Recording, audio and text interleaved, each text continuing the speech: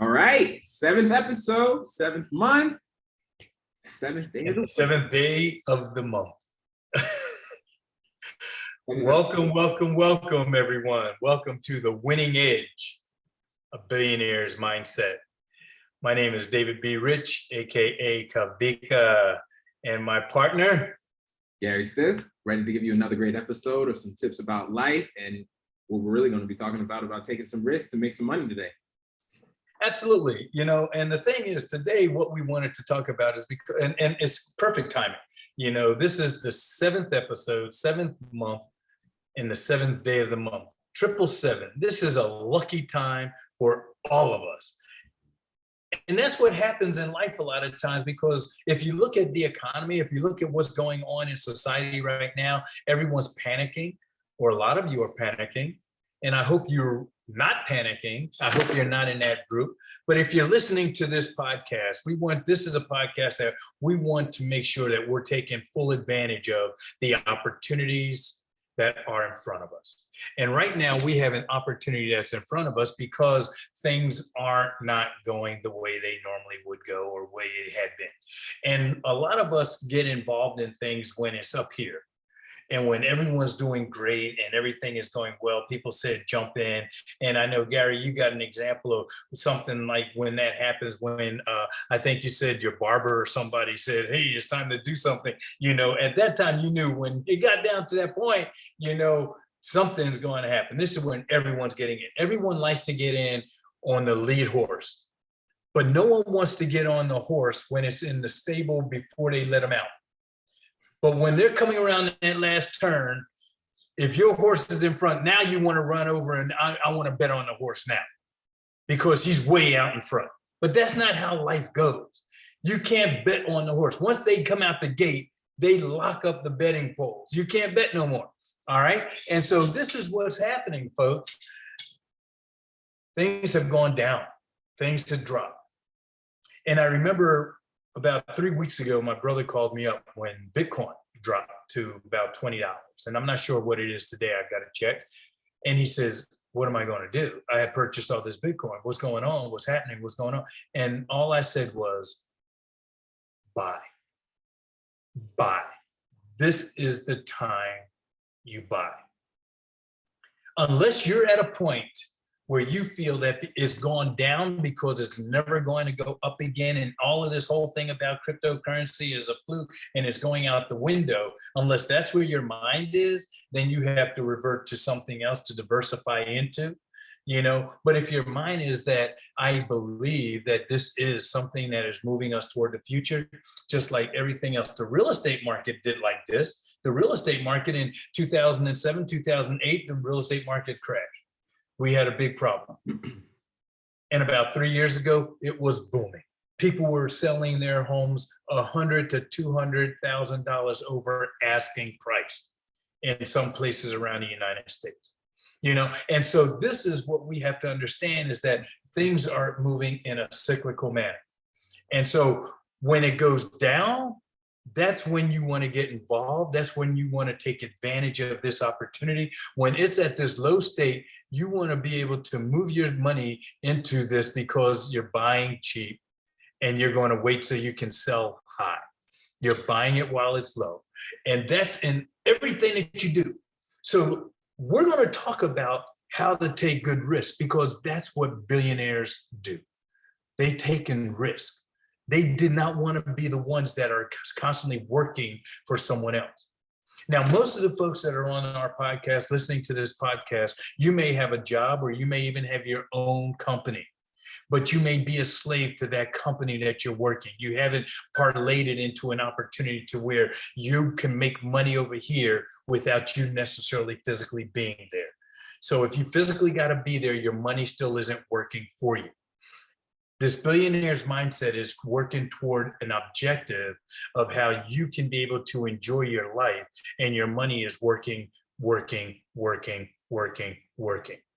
And so we've got to continue to help to influence that mindset and that thought pattern. So if you're listening to this podcast, you're one of the few people that have decided that I don't want to keep relying on my 9 to 5 to get me to where I need to go. Because frankly, the reality is each and every one of us knows that a job, J-O-B, means what? Just over broke. And that's where you are. J-O-B is you're just over broke. And they're going to pay you enough so that you have to come back tomorrow. And that's you physically being responsible. If you're listening to this podcast, you've already understood that's where that is, but I need to position myself differently. And so what things do you do? What things do you have to do to start positioning? This is all about mental and physically positioning yourself so that you're not just solely relying on a job to manage your future. You're not solely relying on that job to be that entity. And in doing such, that mindset has to be one of being willing to take a risk, being willing to step out, being willing to do something different, study and position, and understand how money works. And that's what we're talking about here today. That's what we've been talking about in our past 7 or 6 podcasts, is how to understand, how to position, and how to really adapt the mindset of what does money do? How does money work? And so I've been really deep diving lately into a book that I'm sure most of you have read. And if you haven't read it, please, please, please don't hesitate to pick this book up, because some of the things that I'm going to share with you today and some of the things that I know that Gary is going to talk about are from things that we have adapted and we have read and we have implemented. And so the book that I've really been deep diving into is Rich Dad, Poor Dad. I've read this book many years ago. I've picked it back up and read it again. I know Robert Kiyosaki. I've been in Arizona with Robert Kiyosaki on different occasions, and he really understands how to teach and the importance of understanding Rich Dad and Poor Dad and the differences. He walks you through his life growing up and the things that he did and the things that he learned. As you listen to them, I believe that many of us will find that we've walked the same walk. We've been associated with the same influences and the same things that have been going on around us. And within doing so, while you read and listen and do the work in the workbook, when you purchase it, there's a workbook that comes along with it. Work through it, because this is your roadmap to success. This is how you start to understand how taxes work, how money works, how important it is for you to understand accounting. Because as you start to want to run a business and build a business, we can no longer be afraid of money and how money operates and how accounting works. And so these are some of the important things that we're going to talk about as we talk about taking these risks and understanding the importance of creating wealth. Just the other day, I was talking with someone and I told him about this podcast. And the first thing that came out of his mouth, he said, "Are you a billionaire?"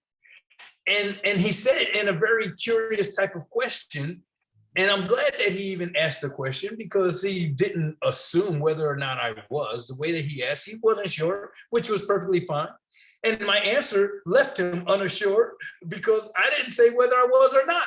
And the fact of the matter is, because this podcast is called The Billionaire's Mindset, does not necessarily mean you're a billionaire financially right now.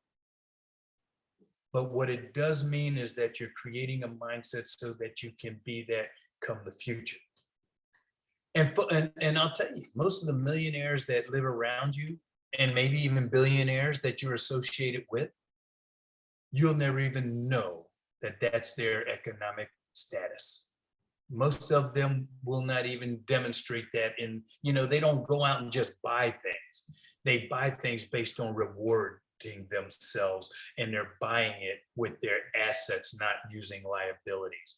And that's something that's very important for us to listen to. That's something very important for us to understand, the importance of assets versus liabilities. And so in doing that, this is something that we really want to engage in, and we really want to talk about, and really share the importance of does it really mean for us to understand taking risk. And so now, Gary, I know we talked about this yesterday, and you were really deep diving in some other areas of thought.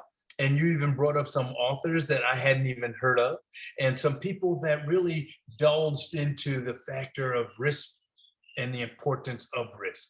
So share some of what you had talked about.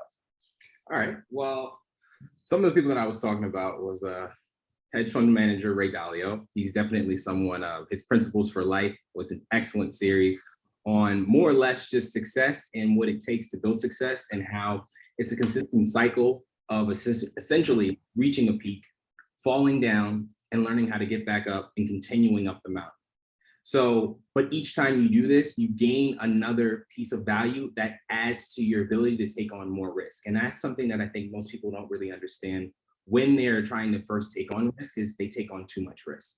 And I think that's what pulls people back from achieving what they want to achieve, is they set out and they do the riskiest thing possible. They get into the riskiest investment. They listen to the worst, financial advice. So do this and you'll get, 1,000% return or whatever the case is. And then when they get burned, they feel that resentment of, oh, I knew I should have stepped out. I knew, my job was the only safe place. And I think more or less what I really want to talk about too is when you're taking on risk, what you first want to do is start by developing your mission, vision, values, belief, and perspective. Get your system in place so that you have an eye for spotting the risk that's aligned with you, because you also don't want to just take random risks in areas that you maybe not have skills in yet. You may not have enough knowledge to take on that amount of risk. So sometimes it's better to recognize where you're at, recognize your environment, the abilities that you have, your weaknesses, the key players that are around you, whether it's family members or business associates, or even just, maybe there's some businesses or just people that you've been wanting to network with. Get an idea for these things and then look for the opportunities. And once you find an opportunity, that's when you decide, well, what's the risk involved? What will I lose? How much could I gain? And then how will this move forward with my aligned vision and mission in your overall picture, so that everything kind of comes together and it's not something that you're just, oh, well, I'm just hopped to another industry and, I never learned how to do this and I'm completely quit my job and I have no other resources and I don't know anyone around me and that's too much risk. Yes, the reward could be great because it could be a very profitable industry or whatever it may be. It could work for other people, but are you best positioned to overcome that risk and actually get the reward out of it? And I think sometimes these are the questions that we don't ask, in addition to just taking on, well, I know I want to better myself. I know I want to move to the next level. I know I deserve more out of my life and what I want for the future of not only myself, but my community members and the people that I consistently interact with. So that's the type of risk that I want people to take, is that calculated, very aligned risk that you already understand why the benefits would benefit you, and you know how you can overcome that risk, even if it takes multiple times. And this is through practice and consistency. And that's the other important thing for when you're going through all this, is making sure that you take on a risk that you can be consistent at building your abilities towards. Like, it shouldn't be, most of the time, let's think about it. What's a one-time risk that everybody usually fails at? Lottery ticket. Yep, huge risk, huge reward. But it's not a consistent thing. That's not a risk that you can take on every day. You're going to lose. The odds are not in your favor. So sometimes look at it in a more calculated way, that if you're taking on risk, a lot of times, if it's something harder and it has a greater reward, is it something that you can work towards and continuously do, so that you understand, okay, well, this is where I felt this time, or this is where, my skills are lacking, and maybe I need to go talk to this person, or maybe I need to get a better mentor. And that's another good piece that, maybe we can touch upon another episode, is when you're taking on risks, sometimes the best thing to do is find a mentor first that has already been through it, that can kind of guide you on, these are the risks that you're actually going to face, and this is how to best prepare yourself. Because sometimes, you can go in and just say, hey, I'm going to do this, but having someone who's already taken on that risk, beaten it, and gone to the next level will always beat just taking it head on yourself and just learning through the scrapes and bruises that you get along the way. So Exactly. there's a lot of things that come into play with these things. Is there something else that you want to touch upon with that? So there's two things. One, the mentoring is something that I'm gonna come back to, but I want you to reiterate that list that you went through really quickly. And I want you to take it one at a time, because I'm sure a lot of the folks that were listening heard you say when you go to take risks, you want to make sure that you had Mission. So your mission statement is like your overall, I would say, the actionable goal. so Right? you got your mission. Your vision, think of your vision as more of an impactful idea, because I think sometimes that's where people get those two confused. The mission is more of your actionable stance of what you're quantitatively going to do, whether it's a service that you're offering, product that you have to produce, or a result that you want to get out of the environment. The vision is like an overall just impact, how you're going to inspire people, how people are going to feel, what's everything's going to do. We're going to talk on each one of these, because that was a great list that you had. So what was the next one? And then it's beliefs. So Belief. this is just your belief system, and we talked about this a lot, is that's getting out all limiting beliefs and really figuring out where your core beliefs are at. And then so I had mission, vision, I think values was another one that I missed. So what are your core values? So just, I would say, yeah.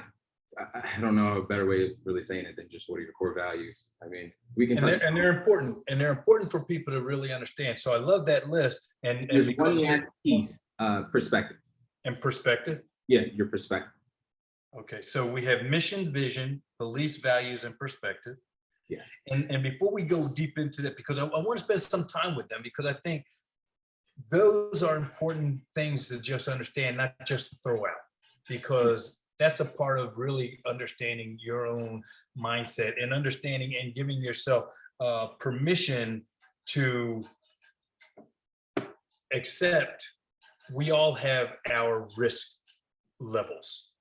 We have our level of risk. And so we're not telling people to get completely out of their comfort zone and just do something that is uncomfortable, because if it is uncomfortable to that point to where you don't trust it, it's not going to really engage you, because sometimes in the middle of that risk that you take, when you have to make tweaks to it, you're uncomfortable will take an overstretched tweak and you'll go in a different direction. It's like taking all your money out once the stocks drop. That's not what you want to do. If you ride that out and just wait in the belief that it's going to go back up, ride it out. But if you think everything that I put into this thing is gone and it's just at zero and it's never going to go back up, and then you sell, then you have nothing. You know, and so you have to manage that aspect of it. So we're going to talk about that. But I want to hit that mentoring thing, because again, every time we have these podcasts, you leave me an opportunity to bring out my favorite phrase is leaders are readers. And the fact that a mentor is also that book, that person that has went through and is telling you how to think differently. Because a lot of times, if you try to follow behind someone that's already done some different things, by time you jump into what they've already done, it's at a different point, you know? And so you can't just jump on and say, okay, I'm a right. And then it's like, if someone wanted to get into real estate and they wanted to jump in because it was at this point, when it does drop, which real estate tends to do, it goes up and down, it's cyclical, you know, then you're not going to know how to manage that. You know, and so what we want to talk about is how to take advantage of opportunities now, and understand when we're talking about the mentoring, we're talking about understand people that do their due diligence and understand how to visualize things, and then apply those to what we're talking about here when we talk about mission, vision, belief, values, and perspective. All right. And these are strong entities, because the mission, as Gary was talking about, the mission is really, what is it that I'm going, what am I shooting for? What is my objective? Who am I? What is it that I want to create out of the things that I'm doing? Am I trying to create legacy? Am I trying to establish a means where I can have wealth and legacy wealth for my family when I am no longer here? And that's an important statement to make. And it's an important position to have. And I can 99.9% tell you that working for someone else and having a job is not going to create that for you. Not alone. What that can do is position you to do other things so that you can have your money do that for you. But that alone isn't going to do it for you. So you want to understand, what is your mission? What is it that you want to do? Some people just want to have some extra money so they can do whatever they want. I personally want to create legacy wealth. I want to create wealth that my money, I'm already putting everything into a trust. I don't want to own anything. I just want to have control of everything. And so when I put everything that I have put into the trust, I control the trust. But if anyone comes after me, I own nothing. And so everything that I have is within the trust, and I control and manage that. And then that's how I start to create wealth. And that's what I've been doing with my real estate. That's what I've been doing with my finances, my investments, and things like that. And so that costs a little bit of money. And a lot of people are fearful of spending a couple $1,000s to do something like that. But it saves you hundreds of thousands of dollars on the other end when people start coming after you, or when you do pass away and the courts have to determine, even if you have a will, you still have taxes and probate and everything else. When you have a trust, you prevent and avoid probate. And so these are things that we'll talk about when we start talking about legacy wealth and when we start talking about the billionaire's mindset, because you have to start doing and positioning your money and your assets where billionaires and millionaires position theirs. We can't keep going around. I mean, here you have folks that and understand, Michael Jackson had a lot of money, no will. What? Michael Jackson had a lot of money and he had no will. Prince had a lot of money. He had no will. He had no trust. He had none of that. People had to fight over their estate. These are folks that have made billions, millions, and they have not protected their assets at all. They didn't protect them, and you would hope that they would filter down to it, but everyone's got their hands in, and that's just a few examples. And so for your family, I'm telling you that you really want to position yourself so that they're taken care of, but that your wealth can help them to build wealth. And when you start to create legacy wealth, that also means you have to teach those that are benefiting from it how to manage that as well. Don't just throw money out, because you brought up another critical aspect about the lottery. People do think that's the risk factor. I'm going to spend X amount of money on the lottery. And lo and behold, they hit. Do you realize that 99.9% of the people that hit the lottery within a 3-year period of time are broke and in a position worse than they ever were in before they ever hit it, because they have no knowledge or understanding of how to manage money. They've never educated themselves. They look for that quick fix and everything went out. And so the things that we're going to be talking about is how to start to understand rich dad, poor dad. The poor dad goes out and tries to keep up with the Joneses and buys these things using liability, where the rich dad uses assets. If I'm going to purchase that, I'm going to do it with assets. I'm going to do it with money that is making money, not with money that I'm working hard for. So if you're working hard for it, if you're working hard to pay your mortgage, that's a liability. If you have assets that are paying your mortgage or paying your leased vehicle, that's an asset. Okay, we'll talk about that. All right, and so anything else before we go to vision? Let's talk. Anything else you want to share about mission? No, I think you hit that one on the head. I don't really. All right, and so that's the mission is really important, of knowing what you want, where you want to go. Many of us think we know, and we never work toward it. We talk about it. I mean, I've talked with a lot of friends of mine growing up, and none of them have ever even positioned themselves remotely to get toward what it is that they've been talking about, wishing they could do. Everyone talks about legacy wealth. Everyone talks about this, but yet they're still working a 9 to 5 and they're afraid to take risks. They're afraid to take risks. All right. Vision. Give me some vision. Vision, like I said before, is the more impactful thoughts, how you want others to feel, whether you want to inspire others, whether you want to galvanize others for a particular cause, or whether you just are trying to provide a certain value through your services or products.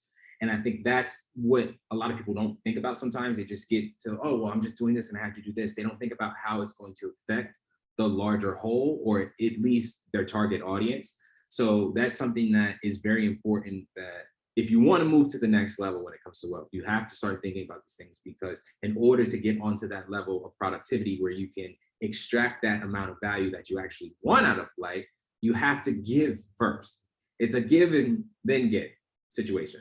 So that's what I think is really important when it comes to thinking about your vision, is really kind of sitting back, putting the money aside, and really getting to the core of not only why you believe, but why you think that the people that you're serving will believe in whatever it is that you're offering. And another key point that we talked about in previous podcasts is the fact that you've got to start understanding the rule of thumb is to first. And this comes into your vision and how you understand what you're doing is pay yourself first.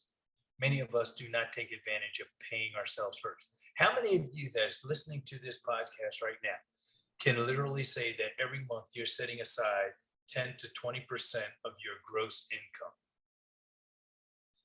10 to 20% of your gross income. Because you're get paid too. So that's the thing is not everyone gets paid on the same time schedule. And I think that's the biggest problem for a lot of people when it comes to setting aside money, is they're not really sure, especially if most people get paid, live paycheck to paycheck. I think that's probably the most difficult aspect of it. Well, and that's the big key, is that if that's where you are, that's not where you want to be. Correct. And your vision has to start to readjust toward that. And so many people are living paycheck to paycheck. We can't excuse that. We can't allow that to be our mantra if we're going this way and you're still going this way and say, well, I can't because I live paycheck to paycheck. Then what you need to start to work toward doing is reducing your expenditures. You Correct. have to reduce what it is that's going out, and you have to be very cognizant of what it is that you're putting money into. And so regardless of the fact of when you get paid, you know what your gross income is. Now, the rule of thumb is 10 to 20%. But if you just put $10 or $100 and said, I'm working toward it, that gets your mind moving in that direction. But if you're in a position where you can say, this is 10%, you calculate that, you literally physically calculate. How many of you know what your gross income is? You calculate it, you figure out what would that figure be, and then what can I put aside now to get to my 20%? And then when I know I've got to put that 20%, because you're the one that's doing everything, we have to learn to honor ourselves first. We have to learn to honor the effort, the intention, the work that we're putting out to pay the bank and to pay the car note and to pay everybody else. When the car note, I guess that's the bank as well. The bank, we're constantly paying the bank because the bank owns your house, the bank owns your car, the bank owns your utilities, the bank owns your appliances. You financed everything. You got these credit cards that are maxed out, and then you've got to put a stop to that. So the mindset is, how do I put a tourniquet on my financial artery that's just spewing blood? If you're financially at a point to where you are unable to put 10 to 20% of your gross income aside, you are hemorrhaging, and you've got to put a stop to it. You've got to understand that this is not healthy and it's not moving me in my direction. And so that's the starting point. That's the starting point to evaluate what's going out. And stop thinking that you've got to keep up with the Joneses and you got to keep, oh man, I need this new. I know people have more money invested in their entertainment system And yet they'll talk about what they can't do. They've invested $1,600 in a television, a widescreen TV, and then they're expending 90% of their time sitting in front of that TV. How are you going to become wealthy? You can't do it in front of the television. And so why are you spending so much money on a television? It's not wealthy, and it's not a billionaire's mindset at all. It's a broke mindset, and it keeps us in there. And that's where your job wants you to be. You know, I know there's these jobs out here, there's these companies out here that they pay you a commission. You know, you're a salesperson, and they will incentivize you and encourage you to go out and buy this nice looking car when you hit these different levels, because they want you to keep making money for them instead of you positioning yourself so that, why don't y'all give me a car when I hit a certain level? No, I don't need to buy it. Incentivize me with those things. So I got assets. Assets and liability is one of the areas that people struggle with. And that's why we can't set aside 10 to 20%, because we think what we have spent on as a liability, we think is an asset. We think our home is an asset. Our home is not an asset unless it's making money for you and paying for it. If you're going to work and you got to take your earnings and pay for this mortgage, then that's money going out. Assets is money coming in. And many of us don't understand the difference between what's going out. Because then, like, I wanted to remodel my kitchen, but I'm not going to remodel my kitchen until I have more assets coming in so I can remodel it with my assets.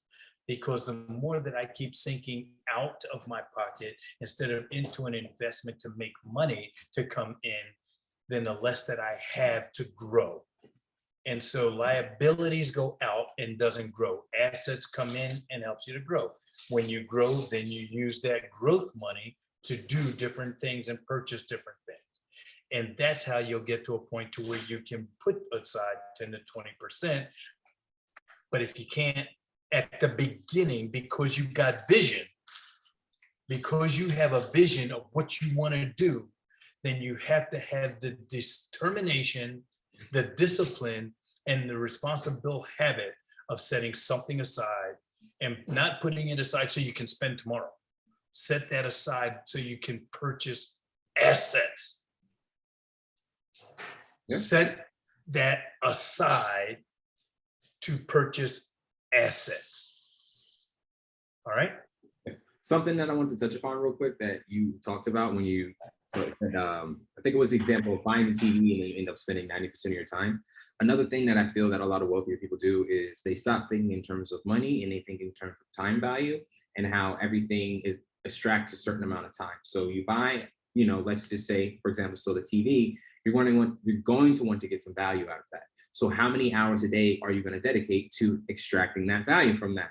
And then how many, you know, you can add up the days to the weeks to the months, you know, and years. And then you can see the time value of, well, over the course of 5 years, if I spend, you know, an hour a day, that's 365 hours a year, you know, times that. And that's, you know, thousands of hours that you're going to spend at the TV. And you got to think how that's going to evolve yourself. Is that going to provide an actual benefit, or is that going to take back? Because now you're inactive for all those hours. You know what I'm saying? Are you watching healthy things? Are you watching documentaries and stuff that are actually filling you? Or are you watching, you know, garbage, you know, Housewives or this or reality TV and filling yourself like, but you know what I'm saying? It's just or you're sitting back watching how other people are making their billions and you're sitting there drooling, wishing you had that, but you're not applying it, and they're making money off of your time because they get paid based on viewership, and that's asset creating, and you're giving them assets. And but it's still that idea that to evaluate sometimes when, oh, is this a good investment or not? Instead of looking at it as like, well, I have this much money and I make this much, and I think sometimes it's better to think about, well, in time, if I buy this, let's just say, for example, it's I don't know what to call it, maybe like a seminar, a business seminar or something. You know that it's out of maybe your price range, because that's for a lot of people, they don't take that first step to getting the mentorship or going to that networking event because it's $1,000 and it's a little bit out of reach. But the value that you'll extract from your time being there, and then what that'll do over time, consistently networking with these people, the amount of value that you're going to get back is like tenfold, 100-fold comparative to that, monetary value that you were looking at. So I think sometimes it's really important to kind of take a step back and say, well, if I get into this, it'll lead to this, and I'll spend more time here, and I'll spend more time here. And that'll benefit me because I'll be around more business like-minded people. I'll have access to more avenues. I'll learn more and soak in the information. I'll listen to better conversations. And my time is actually going to be in a more valuable spot than me sitting on the couch watching that TV that is the same price, the $1,000 or whatever it is. But it's that mindset of, what is this going to do as I consistently use it, especially if it's something that is going to be used over time consistently. Maybe it could be even like a workout program. Like, well, I bought that, personal trainer. I decided to finally do that. That, might be worth it in your situation, especially if you don't have like maybe the skills, or you don't know anything about nutritional aspects. It's your first time. That could be truly valuable. But to some other people who maybe have a background and have all those friends and stuff, and they know that spending their time is much better just, maybe working out at their home because it's much quicker, they can get to it and it just works. It all depends. But I think that core concept of looking at it in terms of, this is how much time over a certain period of, amount of thinking and longevity, thinking not just also for today and tomorrow and next week, but a lot of wealthy people think on a much larger time scale. And then when they're evaluating things, they think about, okay, well, if I spend the next 5 years doing such and such thing, will it give me the results that I want out of my life? Because if you want to just get fat and do something, that's the thing in life, that you always have the choice to make the bad choices too. Like, you can live, in poverty or whatever the case is, and maintain, limited beliefs, and no one's going to stop you, and your life is going to perpetuate the same thing. And I think that's the problem with a lot of people, is they expect life to kind of slap them sometimes and just, oh, here's some good stuff for you. We've seen you struggling for a minute there. It's not gonna happen. And that's so factual, because the thing is that we always have that choice, and we've been taking advantage.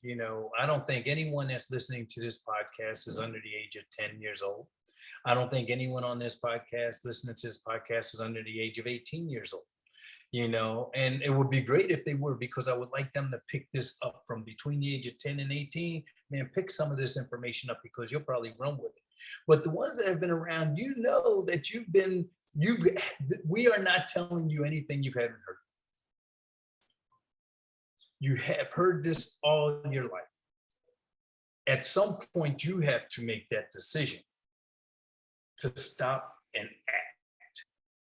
You've got to draw a line in the sand, and you've got to stop doing what you've been doing, because insanity is doing the same thing over and over and over again and expecting different results. You're driving yourself crazy wishing. And if that's the type of person that you are, then that's the type of person that you are.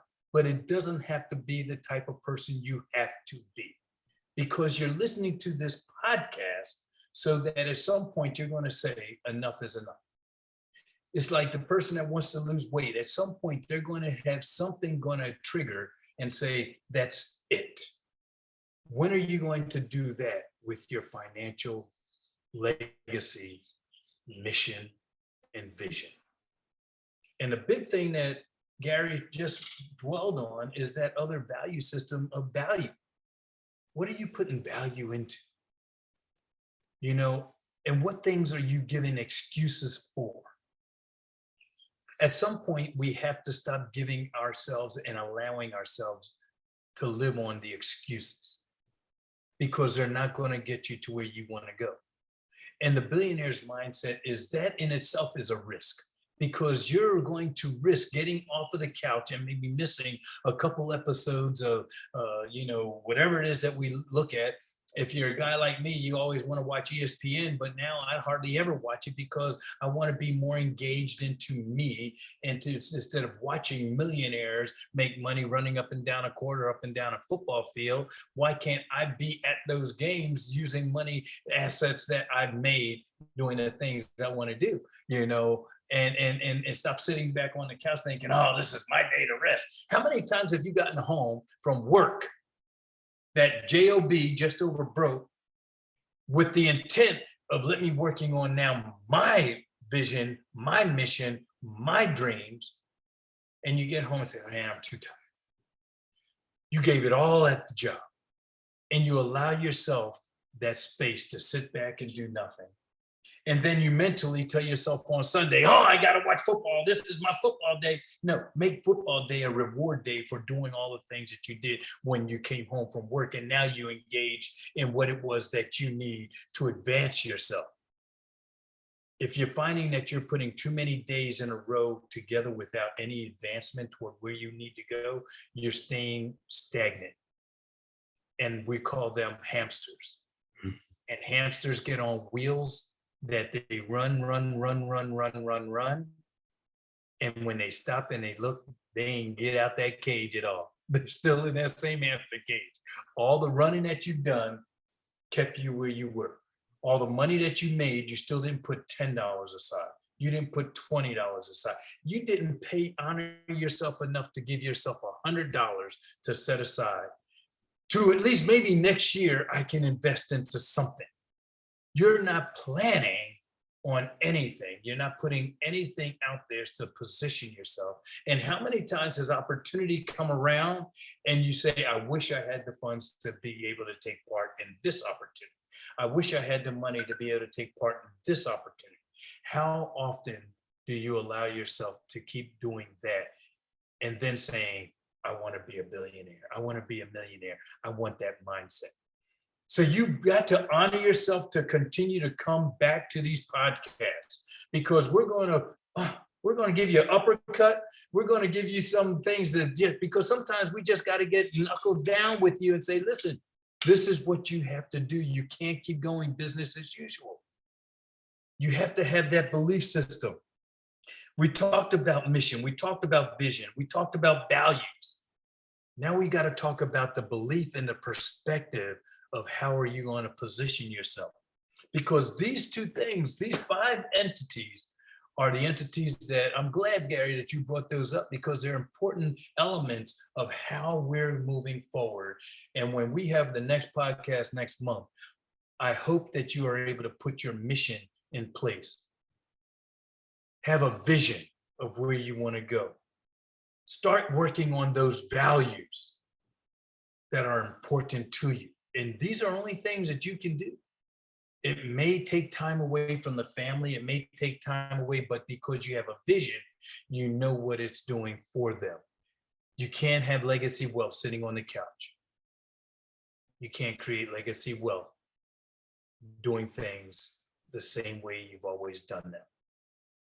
And you will not have legacy wealth if you're not reading and if you're not growing. And the reading and growing will give you a better belief of what you're capable of obtaining and a better perspective on how to go about obtaining it. I sometimes look at belief is like the fuel, perspective is the vehicle, mission is like your navigation, and then like your all your values is like your help, your team, everybody coming together because they have similar values, and you all bring that vision together, and that's like you just go with it. It's a whole system coming together. And that's how you bring these together. And so when we talk about taking the risk, when we talk about really taking bold moves, you've got to make decisions. And so our 8th episode is going to be next month. It's going to be on the 4th of August. We meet the first Thursday of every month, unless something is in the way, and we'll make sure we get that out. But right now we're looking at the 4th of August. And we want you to join us and to let us know, because then we're going to start asking, how have you applied the tools, the strategies, and the techniques that we've been sharing? We're going to be asking, what have you read? What are you reading? We're going to be asking, are you working on paying yourself first? So as we wrap up today, we're coming up to 5 minutes and everything. We really enjoy sharing. And if we got to kind of pump you around a little bit, we're going to give you a little uppercut. We're going to get you in the ribs a little, but sometimes we need that in order to get off of that couch, in order to change the perspective that we currently have that's preventing us from obtaining the goals that we really want to obtain. Let's win together. The reason that Gary and I are putting this podcast on, because we want to win together. And today was the first one episode that we had where we had guests on. And Veronica Rich, thanks so much for joining us. We appreciate you. As always, she's always our background person. And we're looking for more and more coming on. And we're looking to expand this community of people on the Zoom with us. And I'll tell you, I was out diving this afternoon. And one of the students that I had, one of the skills that we work on is to flood our mask so they can be comfortable with water being in the mask. And when she flooded her mask, she over flooded it. And because we were just doing it partial, and she panicked. Sometimes when we're in life, we panic. And the first thing that she wanted to do was pull her regulator out of her mouth. And I put her regulator back in her mouth and said, just breathe. You're okay. And sometimes when we take risks, we panic. Just breathe. Keep the regulator in your mouth. Keep the knowledge and perspective of where you're going, and keep the vision and your mission and focus. And sometimes you just got to breathe. Airplane pilot course corrects throughout an entire flight. Once they're in the air, they're never running a straight line. They're course correcting. But they always land at their intended objective. Understand, in order for you to obtain the things you want in your life, you're going to do some course corrections along the way. That's okay. Keep focused on the destination and where it is that we're going, and enjoy the journey. Sounds good. All right. Thank you guys, everyone. It was an amazing episode as usual, and we're going to come back next month again to do it all again. So anything else? All right. See you guys.